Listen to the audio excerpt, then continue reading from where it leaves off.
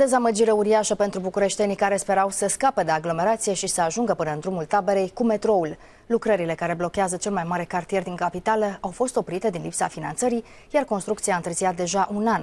Culmea, autoritățile găsesc bani pentru conservarea șantierelor, 3,5 milioane de euro pe lună.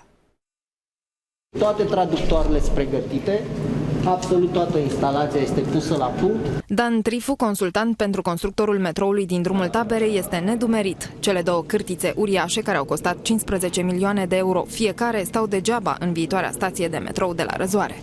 Cârtițele au fost instalate pe șine și tot șantierul este pregătit. Toată lumea așteaptă doar apăsarea unui simplu buton. Din păcate, acest lucru nu se va întâmpla pentru că guvernul a blocat finanțarea lucrărilor. Acum 2 luni, șantierul fierbea de activitate. Astăzi însă muncitorii au fost trimiși în șomaj, iar utilajele trase pe dreapta. Ministrul Transporturilor susține că a apărut o pană financiară. Promisiunea pe care o am de la Ministerul de Finanțe este că la rectificare ne vor da toți banii necesari pentru a continua lucrările. O să văd ce pot să fac.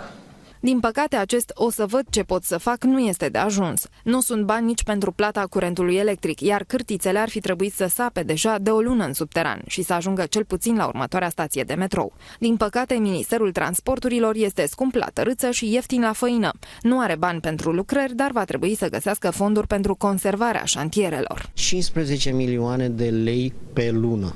Era de ajuns să dublăm suma, șantierul putea lucra o lună din acești bani. Îmi cer scuze prin dumneavoastră cetățenilor care le-am promis că vom respecta termenele. Întârzierea este de 1 an și 2 luni. Până când lucrările vor fi gata, peste 300.000 de oameni care locuiesc în drumul Taberei sunt condamnați să circule pe străzile înguste de șantier, unde se formează cozi uriașe de mașini.